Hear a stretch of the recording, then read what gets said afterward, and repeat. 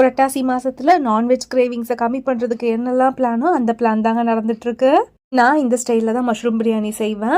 Biryani spices எல்லாத்தையும் எண்ணெயில் போட்டு தாளிச்சிட்டு பெரிய வெங்காயத்தை இந்த மாதிரி குட்டி குட்டியாக கட் பண்ணி நல்லா வதங்க விட்டுட்டு அதில் இஞ்சி பூண்டு விழுது, ஒரு 3லேருந்து 4 தக்காளி சேர்த்து நல்லா ஸ்மாஷ் ஆகிற முடிய வெயிட் பண்ணிக்கலாம். இப்போ பிரியாணிக்கு தேவையான அளவு கல்லுப்பு, 1 ஸ்பூன் மிளகாத்தூள், 1 ஸ்பூன் சிக்கன் மசாலா நல்லா கலந்து விட்டு அதோடைய பச்சை வாசனை போனதுக்கப்புறம் 1 குழிக்கரண்டி நிறையா தயிரை சேர்த்து நல்லா கிரேவி கன்சிஸ்டன்சிக்கு ஆக்கிக்கலாம். மஷ்ரூம் பிரியாணியில் மஷ்ரூமை ரொம்ப சிக்கனமாக சேர்க்காம கொஞ்சம் தாராளமாக சேர்த்தோம்னா நல்லா நான்வெஜ் டேஸ்ட்லேயே வருது.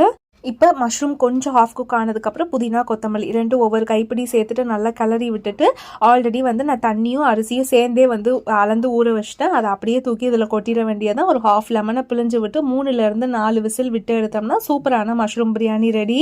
எங்கள் வீட்டில் நான் போடுற வெங்காய பச்சடியை விட எங்கள் அம்மா போடுற வெங்காய பச்சடிக்கு கொஞ்சம் மவுஸ் அதிகம், கொஞ்சம் அதிகமாகவே சேல்ஸ் ஆகும்.